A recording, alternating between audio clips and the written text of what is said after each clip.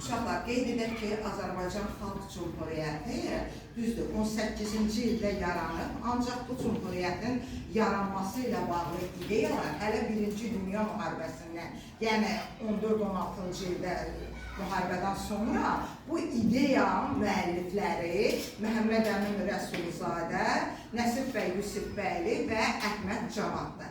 Tiflisdə onlar xeyriyyə cəmiyyəti ilə bağlı müharibədən sonra orada böyük işlər aparırdılar. Orada çadır alaçıqlarda əlyazma şəklində hər üçü, təbii ki, bunun əsas ideya müəllifi Məhəmməd Əmin Rəsulzadədir və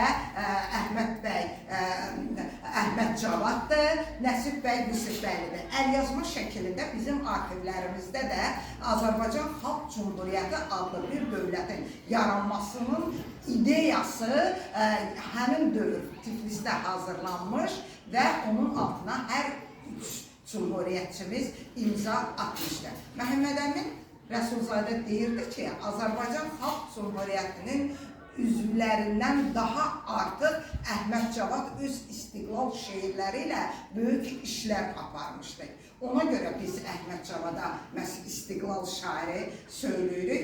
Gəlin, indi sözü verək şagirdlərimizə, onlar Cumhuriyyətlə bağlı şeirlər hazırlayırlar. Başlayaq doğrudan.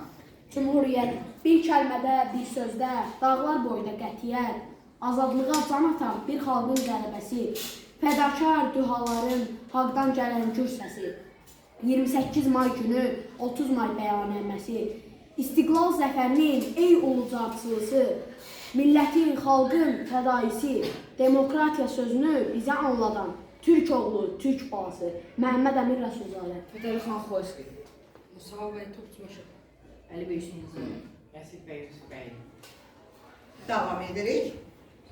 Necə igid mərd oğul çəkinmədi yolundan, qorxmadı ölümündən, bizə miras qoydular bu böyük səltənəti. Onlara ilham verən, onlara dayaq olan Türk oğlu, Türk balası, Məhəmməd Əmin Rəsulzadə.